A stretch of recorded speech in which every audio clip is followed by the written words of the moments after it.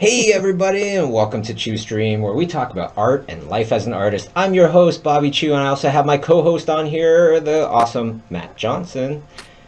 Hey guys, glad to be here. Looking forward to getting some great questions today. Awesome. And there's also my good buddy, one of my best buds, Mr. Thierry Lafontaine.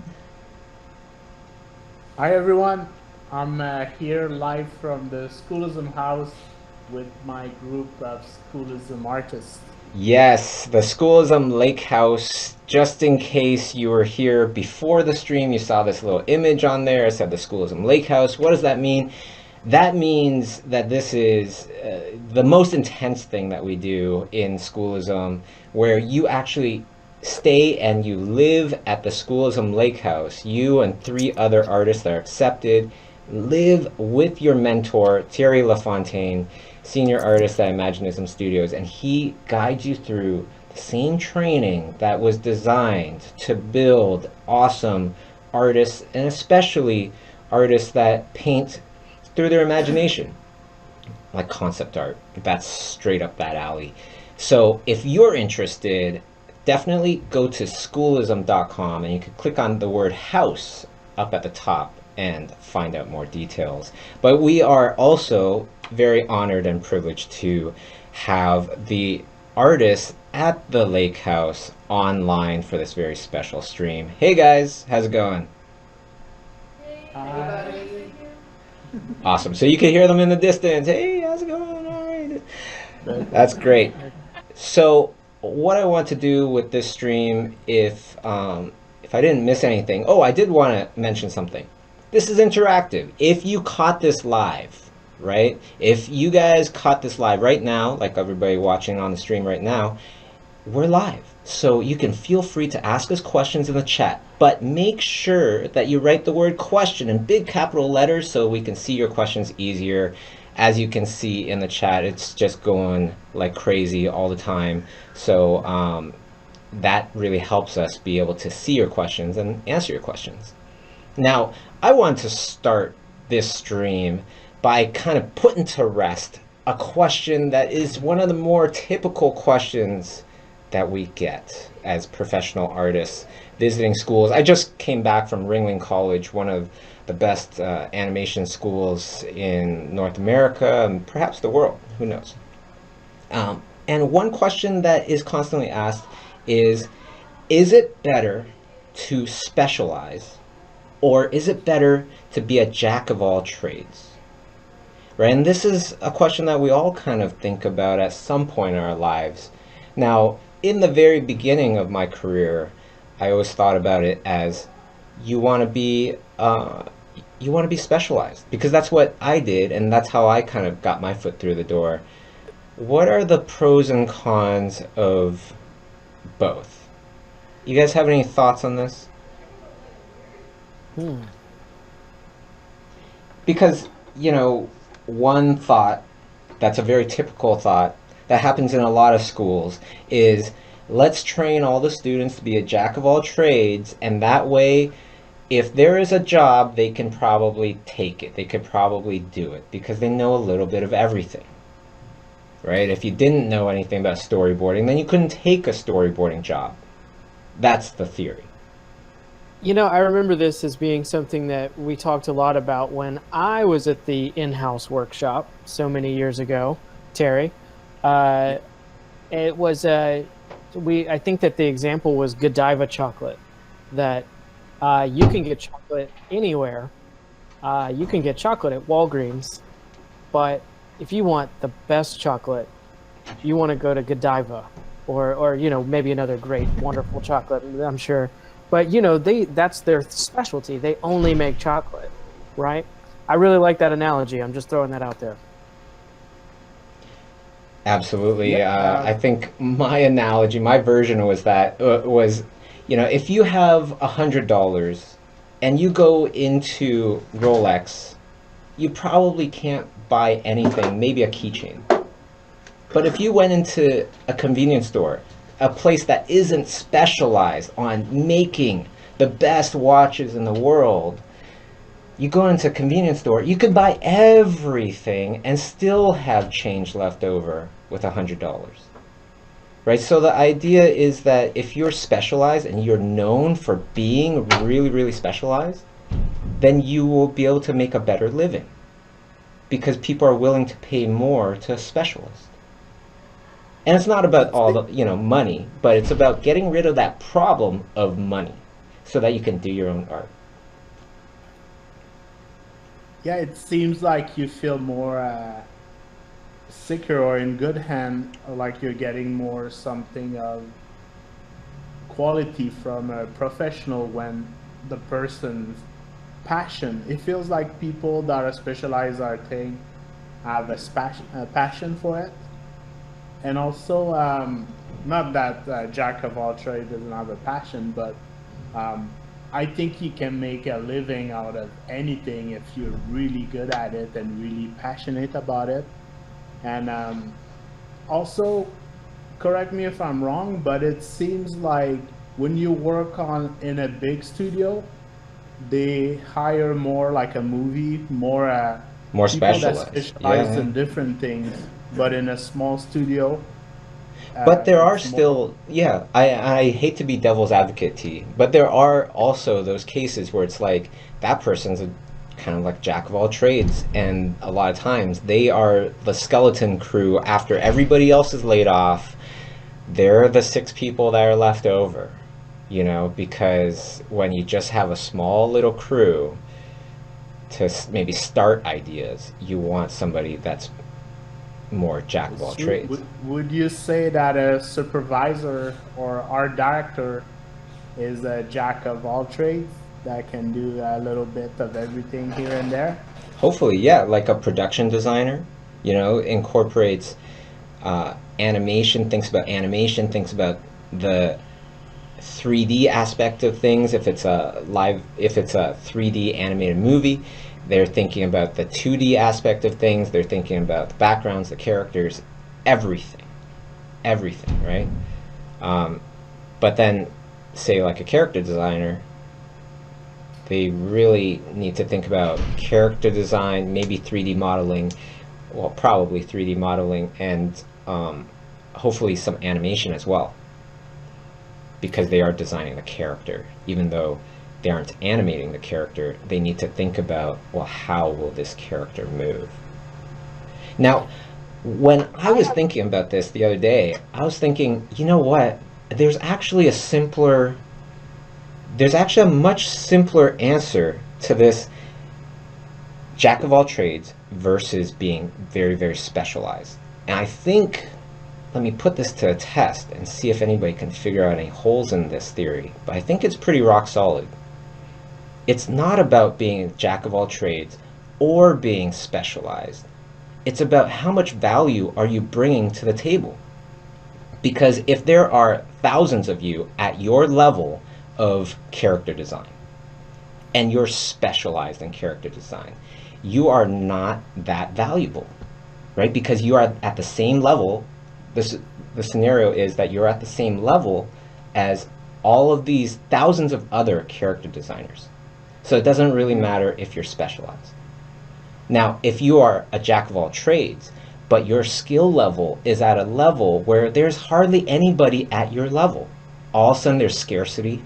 All of a sudden, yeah, you would bring tremendous value to wherever you're going, right? So it's really about the value that you have as opposed to whether or not you're a jack of all trades or a specialist. And if you only know one thing and you are the best at it, the best in the whole entire world, it doesn't matter that you just know one thing.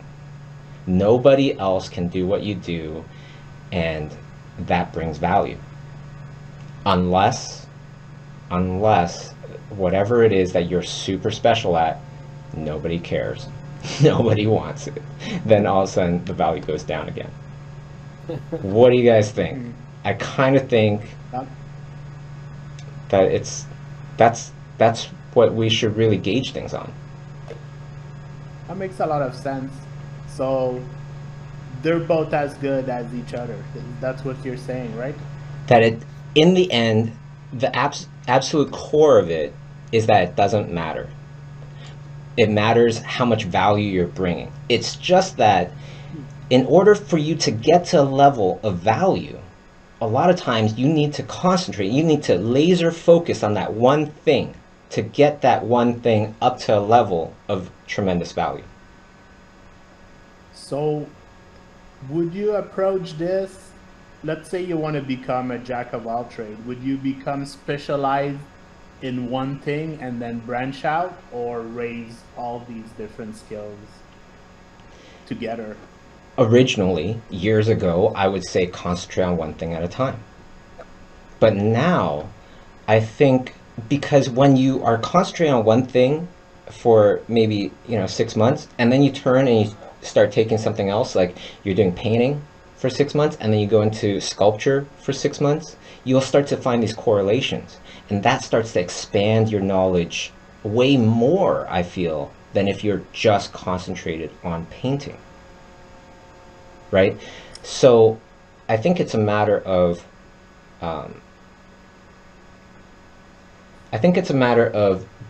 concentrating on one specific topic for a good amount of time, like a nice time chunk, like for a few months. And then you switch focus to another thing that is somewhat related, but could be quite different.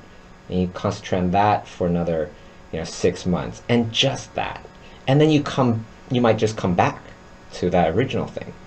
And now you're taking everything that you learned from sculpture and putting it into your painting, and vice versa. And it's those correlations that really bring those kind of leaps and bounds in your development.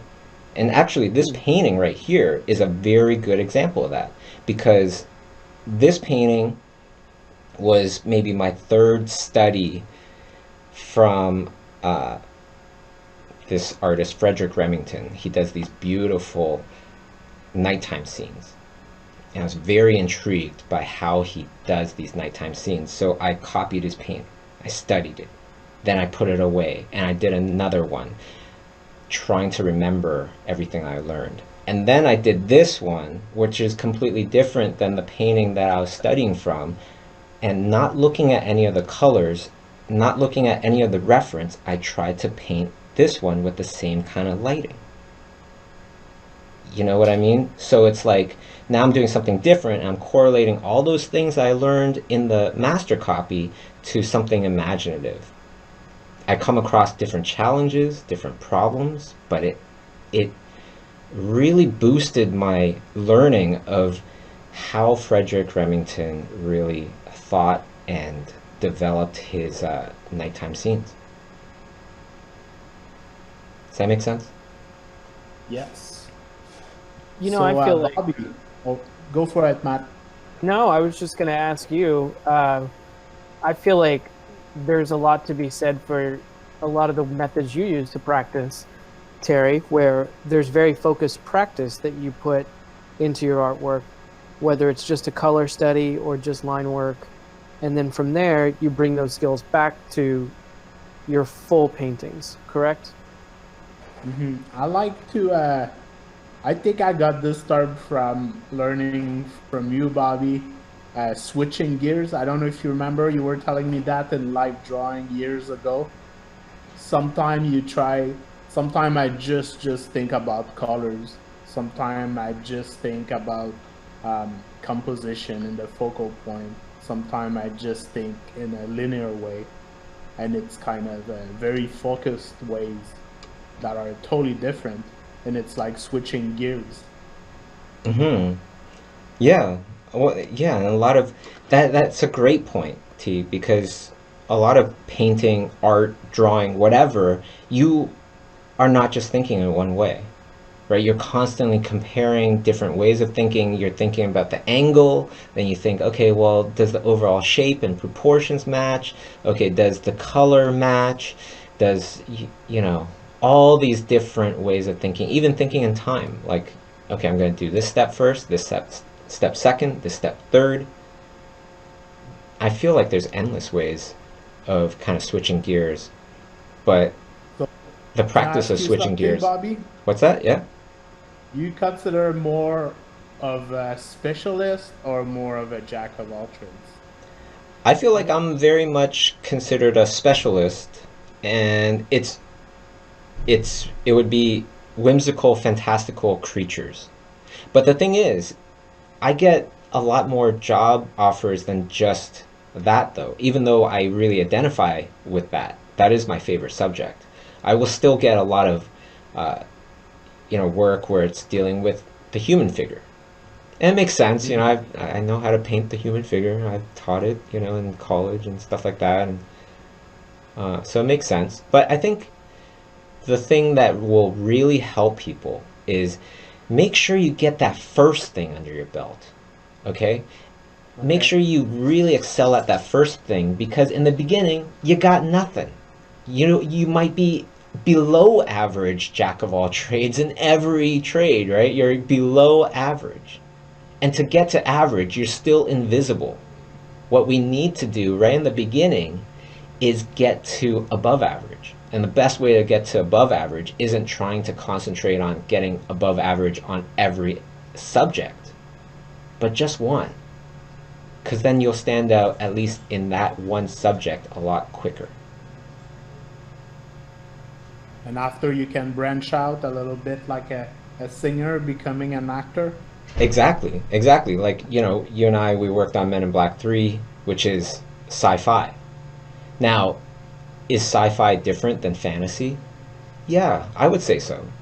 Right? Sci-fi deals with more sleeker looking stuff, more hard-bodied stuff.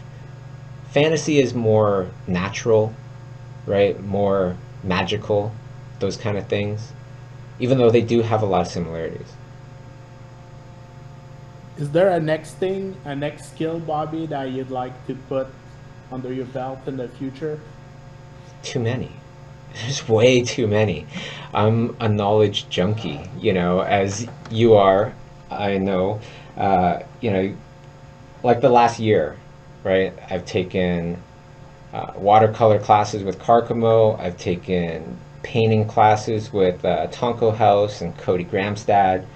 And I've taken ZBrush with Justin Goby Fields. And you've taken what? You've taken watercolor with Carcamo, and who knows what else. A lot of character design classes. I got a chance to sculpt a little bit with Andrea Blasish. Yeah, I'm jealous about that. I didn't get to do that. That one I'm really looking forward to. Maybe in the future soon, it'll be fun. I heard rumors, Bobby, that there might be a schoolism class with Andrea. Yeah, I've heard those rumors too. It's taken a while. It's actually on Schoolism somewhere and saying coming soon, but it's just taken a while because the teachers that I ask and that I really go for to teach on Schoolism are usually the best people I can find, the best in the industry. You know what I mean? So like these kind of specialists are super busy all the time because they are quite specialized to a level that is hard to compare with other people. So it's coming, and it's looking great. But Awesome. Do you want to get to some questions here? I was just going to say that, Matt. Right on. Awesome. Okay, let's start back here near the top. Thank you guys for your patience. We got a lot to tell you about always. So, Sylvester Massey asked, do you need classes before you can apply for the Schoolism House? Do you need to finish Schoolism classes to apply for the Schoolism House? You want to take that one, T? Sure. You don't need to do Schoolism classes before you apply to the Schoolism House. We take artists of different levels. We have people that are more beginner, we have more professionals, and the Schoolism House is only for students. So I really get the chance to spend a lot of time with each student, and I choose people that I think are passionate about art, that I think I can help get to the next level, and that think they seems like nice people that it would be fun to hang out together and draw and paint for 30 days. Yes, so if that you could be, go for it. If you don't get into the Schoolism House, it's not me, it's T that's picking you. I just want to state that. Oh, that's nice. But it, That's it a makes sense because he has to live with them for like 30 days. So, I would hate to be the person that chooses and then chooses somebody that's maybe a jerk or something, and then poor T has to stay with him, live with the person for 30 days. T is stuck with him. Right. Here's another question. Bianca asks, as I want to be a traditional illustrator, can schoolism courses such as Essentials of Realism and classes of Sam Nielsen, can those be done in traditional mediums such as oil paints? So the short question is, can you do a schoolism class in traditional mediums for some of So, these more classic Sam's would be skills? harder, right? Sam's would be harder. Essentials of Realism, that should be easy. Uh, John Hardesty is also a fine artist, uses traditional oil paint. The Tonko House class would also be a great one, but I would recommend doing that self-taught, through the subscription so you can take your time, because it will take a lot longer. Would And you say that it would depend on your comfort level with the traditional tools? I think so. But You don't want to be learning how to oil paint and learning, lighting at the same time, right? yes, yes, a great point, Matt. It's highly recommended that you just do, if you're comfortable with oil paint, then fine. There's a lot of classes that you can take. As well, you could do realistic portraits with Jason Seiler, which is like really awesome to learn the subtleties of color, tone, lighting, details. All right. Art Geek Design asked, is a niche portfolio better than a general one? This kind of goes back to our opening topic, but Yes. in regards to portfolio specifically, what do you think? As long as it shows immense value. If it looks like every other portfolio, you haven't given your portfolio enough value. You might get hired by chance, but nobody really wants to depend on luck. So think about the 5%, the top 5%, the top 1%. Aim for that. Even if you miss, you'll probably be in the top 25%, right? There you go. But let's Hats go on to, John. we also want to make sure we get to some of the Schoolism House artist questions, Yeah, right? Terry, do you have any questions for us over there? Absolutely. Yes. Hi, Bobby. Hi. This is Marianne from Copenhagen. Hi, Marianne. I was wondering, because I don't know myself where to start, so what do you have, no, what are the steps that you would go to in order to start your own freelance art business? Right. If I was doing Does it it make from sense? scratch today, right now, what would I do? Well, Yeah, there's a few exactly. things I would do. One is something that I've been doing for the last, uh, 12 years, hardcore, which is constantly learning.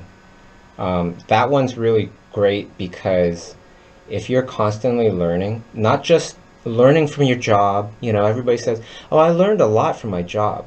Yeah, you do learn a lot, but if you take a class, if you take a book, a video, whatever, where somebody's taken their knowledge of 20 years and put it into a class that you can watch in a week, do those things. Though that's where the real gold is. Okay, that's the safety net that will protect your whole entire career for the rest of your life because you're always adding value to your skills, to you. Yeah. The other thing I would do is I would start feeding the social media monster, constantly feed that thing because if you have enough eyeballs on your stuff, then it's kind of like, if there are two people, one person has 100,000 followers, the other one isn't even on social media, they're at the same skill level. Of course, that person with 100,000 followers will get more jobs and better paying jobs. Because there is something to be said about how many followers you have. I know it's dumb. In my mind, it's totally dumb. But it's human nature to think, oh, well, there's that many people around this person, that person must be better. Yeah. But you can't fake it. You know what I mean? You still need the skills. And then the other thing I would do is I would think about a long-term goal. What is your ultimate goal, Marianne? Michael? Yeah. Yeah. Do you have one? My long-term goal, can I make it short-term? Sure. Yeah, sure. To illustrate books, Mm, children's books. Yeah. great. So let me dig a little bit, because right now it's like it's kind of like the equivalent of, oh, what are you fishing for? Oh, I'm fishing for medium-sized fish. Well, there's all sorts of different types of medium-sized fish, and they all eat different things, right? So if I could give you the chance to illustrate any kind of book, what book would that be? What kind of book would that be? What kind of book? Would it be like Harry Potter? Would it be like, you know, Tom Clancy? Would it be, you know, what kind of book would it be? Could it be a comic book? Sure. Like comic. Yeah, Yeah. absolutely. So if Yeah. it's a graphic novel, like comic book, then all of a sudden that helps me to understand the skills that I would need to really practice and do to make my dreams come true, right? I would definitely want to practice composition. I would definitely want to practice just painting things in two tones, light or dark, depending on what kind of comic you want to do, you know, because comics, that's a lot of work. That's a lot of work, especially if you're painting it. Like I'm painting this painting, you know, I'm not painting this painting right now, but you know what I mean. It would take forever to do one panel. And that's why a lot of people, they do the inking. They don't have to worry about the shadows as much because it's just black or whatever. And there is a definite skill involved with that. I would also get into like hardcore perspective, because you'd want to be able to control your shots, especially drawing people in different shots, different angles. And I think the biggest thing that really helps is everybody, well, not everybody, a lot of people that do these portfolios for comics, it's all about pinup. Every page is like a pinup art or some action scene, some fighting scene. But stories are not all about pinups and action scenes. So put in the story aspect of things. How are you going to tell a story, you know, through panels? Yeah, and for me, if I was you, those are the kind of things I would think about, and just keep thinking about, okay, say you already are. Everybody knows the incredible Marianne from Copenhagen. She is the best, you know, comic book artist in the world. What does that art look like? What are you kind of really known for? And really keep digging into your own heart to figure that out, because that's exactly what I've done for pretty much every big goal that I've gone for. It's first about sharpening that end result. What do you want that end result to be? And then reverse engineering everything after that.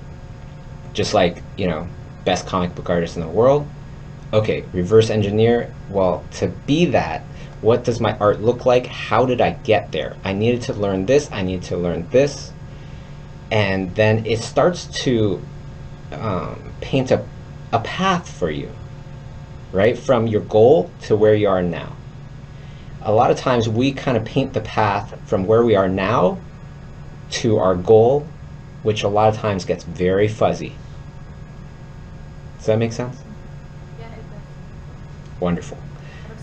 Thank you. Anybody else over there have a question? That was great. Joel has a question. Hi, Bobby.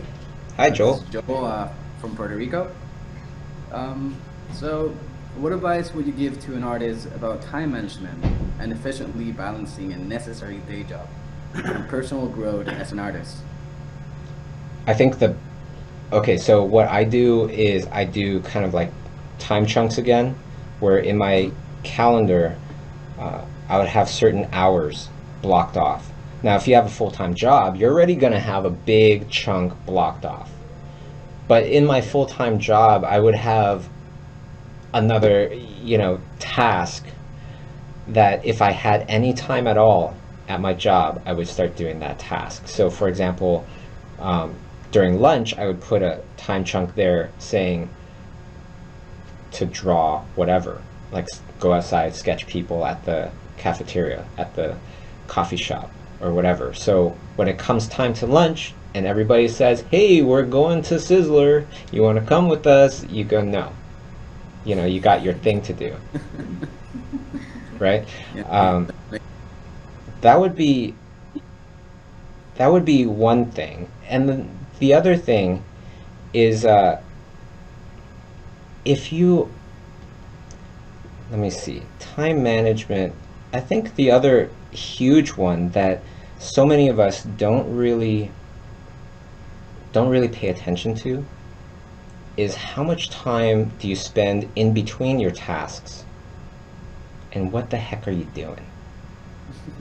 I remember in school, there are certain students where they're sitting beside me or whatever, they do a drawing, right? They spend half an hour doing this drawing, and it looks great.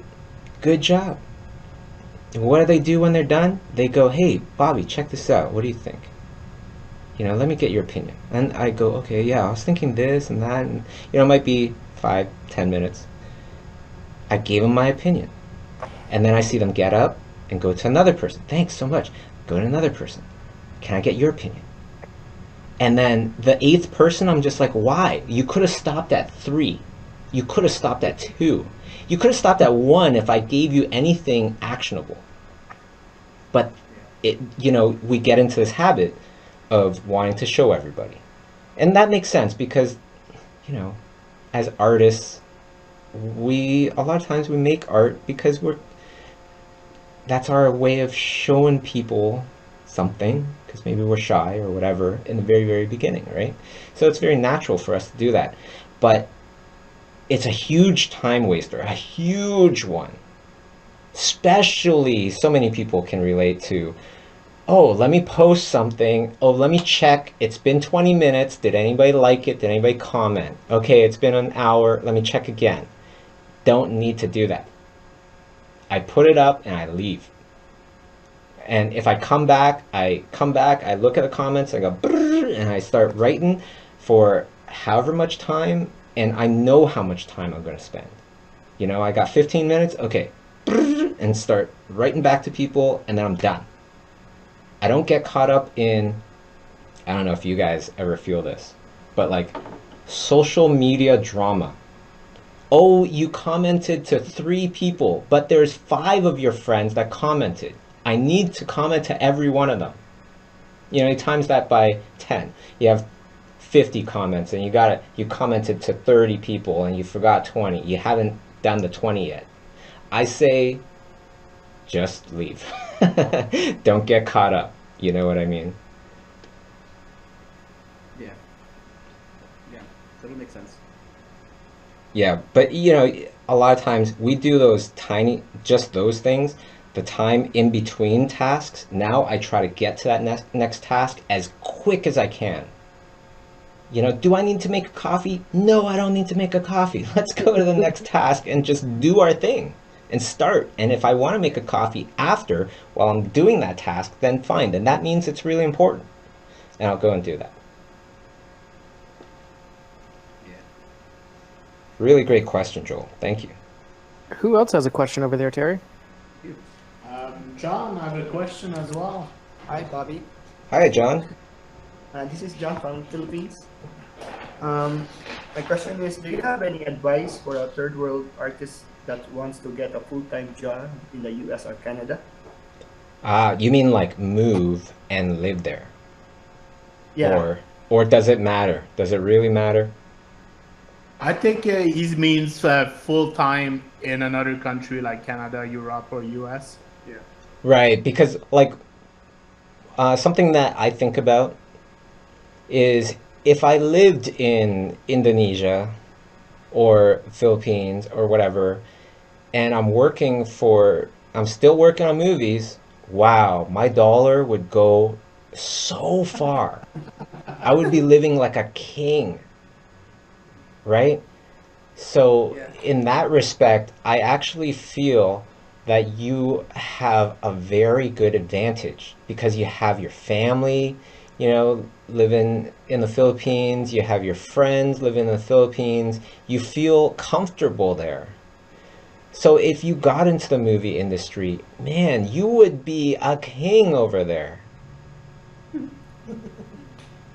That's just what I think. But yeah, is it possible? Of course, it's possible. But I'll tell you how it feels on the other side of things. As a person that owns a studio, employs people, I'm very nervous about giving anybody a job that might live in another country. I'm just being real. I'm just being natural, right? And the reason is because I don't want to put them through so much stuff to move down. I know I would be going through stuff too. I would have to hire a lawyer and all that, to get somebody down. But it's more about, I would be thinking more about them changing their whole entire lives. They come over and it isn't working out.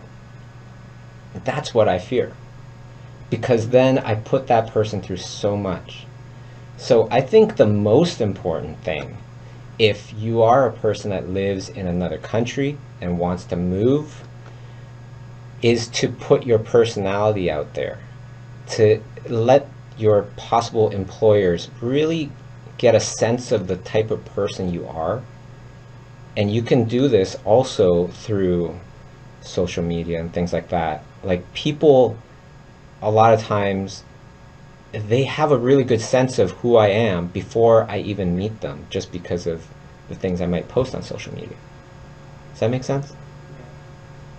Yeah. Yeah, so it's not totally all about the skills at that point, right? You have a couple other challenges. However, like I said, your lifestyle and everything could be amazing just staying, even if you are staying in the Philippines, your lifestyle could be absolutely incredible because you stayed in the Philippines. Like I'm in Toronto. I don't work for anybody in Toronto. Uh, I think barely ever in the last 12 years, maybe one time. But so it wouldn't be any different if I lived in the Philippines right now. Yeah. Except I'd have a giant frickin' mansion and like whatever else. I don't know. I probably wouldn't have a big mansion anyways, but yeah. Not your style is what you're saying? All right, Terry, who else? All right, that's it. Cool. Unless you want some more questions. But I think you Yeah. could go to the chat as well. Cool. All right, let's do that. I want to quickly give a shout out to Himina, who was at the workshop when I was there. She just posted a question for us. Haven't seen you in a while, Himina. How you doing? Yeah. Let's answer her question real quick. As a former workshop student here, she asked, "What would your response be to the new social media algorithms that want you to answer comments within an hour or so? Do you still stay away from it, even though it would help your social media mojo, I guess?" That is a beautiful question, Jimena. A very smart one. Actually, when I answer my posts, it is pretty much like 20 minutes after the first bunch of comments, I answer those and never come back. It's a pretty simple one. But absolutely, social media algorithms, Facebook, if you put up a video and people start interacting with your video right away, your relevancy score goes up. There's a relevancy score to your post that Facebook is calculating and seeing how relevant is it to your fan base or the people that visit your stuff. So that part of things I need to work on, because a while back we scheduled our newsletters and all of our content for midnight Eastern Standard Time, and I'm usually asleep at that time. And so it didn't get seen quickly. It's not getting seen. Well, it's not getting as much of a turbo boost as it could be if I, started posting at 11 or 12 p.m., 11 a.m., 12 p.m. Interesting. Good to know. Let's go to another question. Let's see here.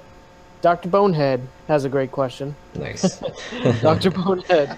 I like it.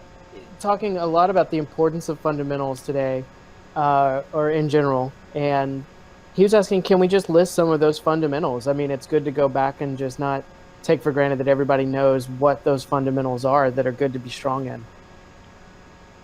T, why don't you talk about the most important fundamentals that you find, that artists need when they first come to the schools in Lake House?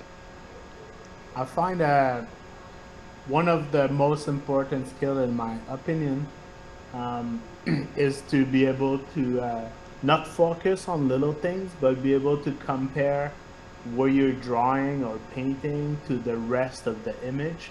So it's more about focusing on relationship as opposed to specific little parts about your drawing or your painting. And in that aspect, I feel that solid structure is something super important. That seems to be one of the most challenging, you would say? I'm sorry, I missed the beginning of what you said. That would be one of the more challenging things that people struggle through, is the structure. Yes, because it doesn't matter how well you paint or you draw if it doesn't look solid. It's like making a cake that doesn't taste good. Doesn't matter how much icing you can put on it, how much decoration you can put on it. If it doesn't taste good, it's not gonna taste good, no matter how pretty it is. So it's important to have solid structures, and I personally think of everything as a box or a cube, as math, and anyone that did the workshop knows. Also, I think one of the most important thing after that is to be able to paint solid structure. And one of my favorite exercise is to paint geometric forms that are white. And I remember when we went to Toronto Schoolism Live last year or the year before, Craig Mullins was there, and he was also saying that it was the most important thing that he did in his entire life, and that he thinks every time he's painting anything is those white cubes and white spheres that he painted, all those white objects. To me, it's something just like Craig Mullins was mentioning. Every time I paint anything, I'm thinking about those things. It's something that when I did it, I couldn't believe how much stuff that I learned from it, and I use that every single time that I paint something. So to me, also, if you do I think like John Ardesti did, the academic Italian classical training, I think they make you paint those white casts for 1 or 2 years or something like that. Now, automatically, I can pretty much hear the people in the internet going, oh, 1 year. Oh my God. 6 months. That's crazy. But let me just point out something that you've been saying that relates to each other. Boring stuff. Being okay with doing boring stuff. Boring stuff is kind of like the doorway to skills in so many ways. Like, for example, my painting here, perhaps it's not super boring. I tried to make it entertaining or whatever, but it was painting the same lighting scenario again for maybe the 5th time, right? And being okay with that really made it solid in my mind. Like, okay, this is how you paint a nighttime scene this way. And Craig is incredibly good with that. Incredibly good with being totally fascinated, totally okay with things that other people might find completely boring. I was talking to him a bunch of months ago, and I was like, so are you learning stuff right now? What are you working on now? And he's like, I'm practicing drawing. I'm like, what are you practicing, drawing for? And he's like, well, I'm not just practicing drawing, I'm practicing anatomy. And I'm thinking, okay, what? He knows anatomy. Craig Mullins is a master. And so he said, well, yeah, I'm studying how different artists study or represent different groups of muscles. And that just blew my mind. That blew my mind because that man is so methodical. He isn't just learning muscles. He isn't just learning groups of muscles. He's learning how different artists see these same groups of muscles. Wow. That's awesome. Yeah.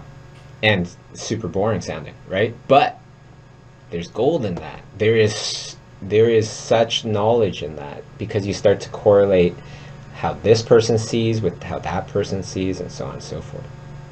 This is a nice question that ties in with that. Kelly Ramirez asked, I'm at the point where my knowledge exceeds my skill. It seems like a never-ending cycle where once my work gets where I want it to be, I'm unsatisfied. How do you deal with that? Yeah, practice more. Knowledge is worthless without being able to apply it. Whether it is being able to actually do it or I really wonder how much more valuable is it to see somebody actually do it on top of your painting, everything that they know that's wrong, they're fixing it and they're showing you versus just telling you. Right? I feel like showing you is like at least 10, 20 times better than telling you. Am I right? It's like reading about skydiving. You can read as much as you can about it, but you need to do it to get better at it and to really know what the experience is. You can't get that from any book. You know what grinds my gears? Not much grinds my gears, but critics. Teachers that teach things that they can't do grinds my gears because non-artist critics. Yeah, critics, I feel like we don't need critics anymore because we have such connection with each other that we can see who likes what, in our network of people and beyond, maybe celebrities and stuff like that. You can see what everybody likes. Like Rotten Tomatoes on movies, I look for what the community thinks of the movie first before the critics. Okay. I feel like so many critics, they probably like whatever it is that they criticize, food, art, whatever. Many of them wanted to be able to do that and then was afraid to put in their all or gave up and became critics criticizing the people that are actually doing it. And I think that's kind of whack. I don't know if people still say that word whack, but that's the best word I can think of to describe what I'm feeling. You just brought it back. I think that studies of other people's artwork has a lot to do with this as well. I feel like you can look at someone's artwork and you're talking about, you did 3 paintings for this one, Bobby. Mm-hmm. You can look at someone's artwork all day long and I can tell you all of the things that I like about someone's painting or whatever, but when you actually try to emulate that, even a simple landscape or there's something that seems simple on the surface. Like you think of a landscape painting, like, oh, I don't need to do that. I want to do my fantastical creatures. I don't want to paint boring landscapes. But if you actually try to study one of those things, or like Terry, just having us at the workshop, do a simple study of a frame from a movie, just one frame of a movie, and you learn so much from that instead of just looking at it. Yeah, absolutely. And if you're shown how to do a couple movie studies, you learn so much more. Yes. Absolutely true. Another question here. Have you guys ever designed for theater? Lily asked, have you ever designed for theater? Would you say there's a difference between being a costume set designer versus a concept artist for films or games? That's very interesting. You know, I just came back from Florida. I was at Universal Studios, and I also went to the place where they make all the attractions at Universal Studios and talked with a bunch of the artists there. One artist in particular, Tommy Rivers, worked on Broadway and did the exact thing that this person is talking about. And the thing that concept art, it does have a concept art for movies, and it does have a lot of correlation with actual attractions, actual things that are live. But there's many things that we don't have to think about for for a movie. For a movie, when the shot is done, no matter how long it took you to make that statue that's in the middle of the shot, we don't need it anymore, and it could be garbage. It could melt overnight and totally disappear the next day, and it's fine because we got the shot. Broadway, you need to go back on. You need to make sure the things that you're making for that show is going to last.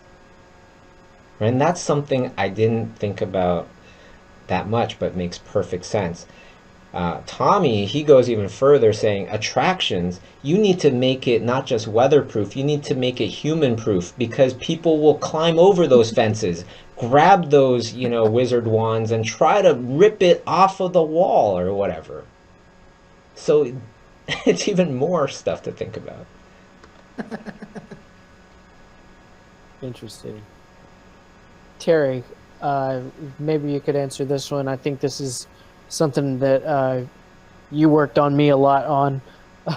That's why I say that. Sidora Mark asked, how do you practice and view textures? Texture was a big weak spot for me. That's a really good question. I feel, there's nothing like practice.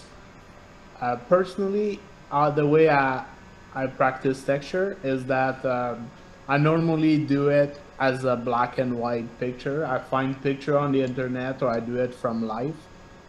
And I do 30-minute studies of it, as you probably remember, Matt. Mm-hmm. And I feel I had a teacher way back that used to do one texture a day. And I think John Ardesty was doing a texture like that not too long ago. I saw on his... He's actually creating a class about texture.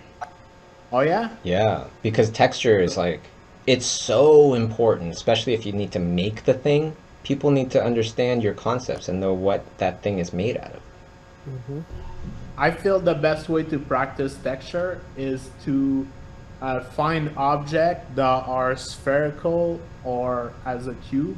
This way you can see how the texture with usually a 3/4 lighting. This way there's a part of an object that is in the light, a part that is in the shadow. You have a core shadow, reflected light, the highlight, some kind of brighter rim that comes back from the room around.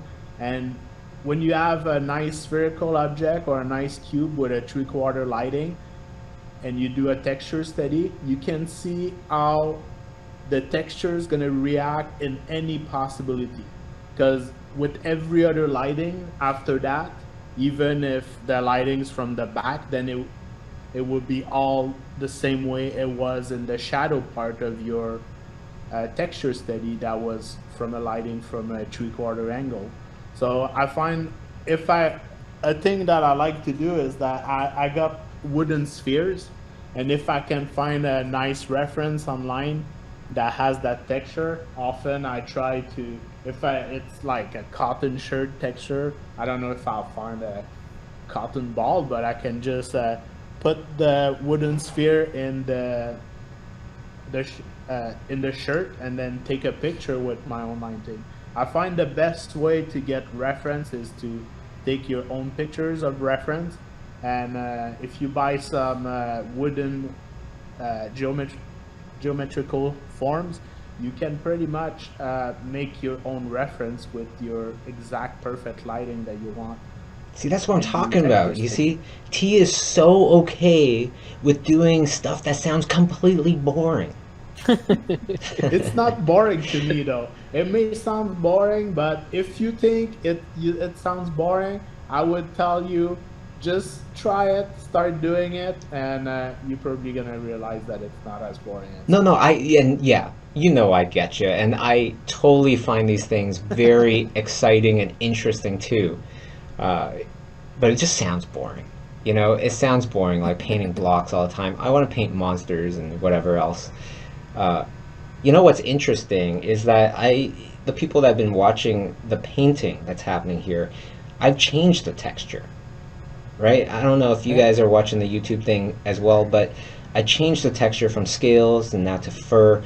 And one thing about that texture is that the texture shows up the most where there is the oh shoot, now I forget what it's called, but it's that point of where direct light meets indirect light, right? The median, just thinking before of the shadow, Sam Nielsen's class, right? What's that? Just before the shadow. It's where light is Where parallel light with the surface. Okay. Okay, so So anyways, I know I should know this term right now. I've had a really busy day, but anyways, that point where the surface starts to turn away from the direct light hitting it, and now it's going into the areas where there's indirect light, right? That point right there is where texture shows up the most, right? Because you're dealing with bumpy texture of some sort. You know, that's how there's going to be, that's how most textures are. Some are smooth, whatever. But if it's bumpy in some way or another, it's not completely smooth, like hair, scales, whatever, that area is not completely smooth, and that's in an area where it's just on the cusp of either direct light or indirect light, which makes some of those parts of the texture hit the direct light, and some of those parts the direct light doesn't hit, which creates a lot of contrast, a lot of value change, and so those are the areas, that's why those areas can describe the texture the most. Does that make sense? yes. So I think you're saying basically just before the light turns and the shadow is the area of the form where you see the texture. Yeah, I think so. I think what you said is, yeah. So, for example, hair is a big one where a lot of people are like, I don't understand how to paint hair. But when you look at really great paintings for whatever, hair, you can see that a lot of times it's a big solid brushstroke. They aren't painting little strands of hair, right? And then the dark parts, same thing. But it's in those middle areas where it's just transitioning from direct light to indirect light. Those are the areas where you'll see accents of the hair the most. Anyhow, yeah, go ahead. Sorry, I was just gonna add one little thing to the conversation about texture. I know we're almost out of time. I was just gonna say I had a problem with my paintings years ago, and I mean there's still plenty of painting problems with my paintings, but I had a problem where I felt like everything was made out of clay, Like when I finished a digital painting, it looked like a stop motion claymation, no texture thing, and it really makes a huge difference to get in there and do that. If you're feeling like your paintings have a little bit of that lifelessness, it really got me over the hump when I started overlaying textures and just trying to remember, like, not just are all the colors and the lighting and everything correct, but what makes skin different from clothing, what makes clothing different from a wall. It really brings a lot of life to it. Absolutely. I couldn't agree more. Right on. I call this the digital painting texture, when people have this one peculiarity on everything, no matter if it's hair or skin or clothes. Digital painting texture. I like it.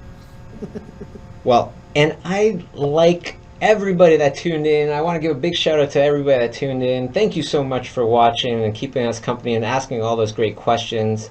We hope you liked the stream. And another big shout out to the wonderful artists at the Schoolism Lake House. I hope you guys are having fun. And it's been awesome having you join my stream as well.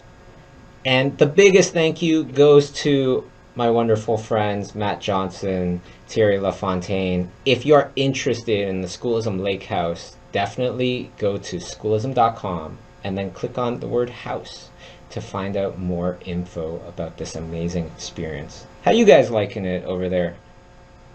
Oh, it's great. I mean, it's tough, but just 1 week, it's been life-changing, honestly, just the first week. So yeah, I highly recommend it. Thank you, Joel. Fantastic. Well, yeah, that's it for us. So I hope you guys have a great day and keep painting, keep drawing.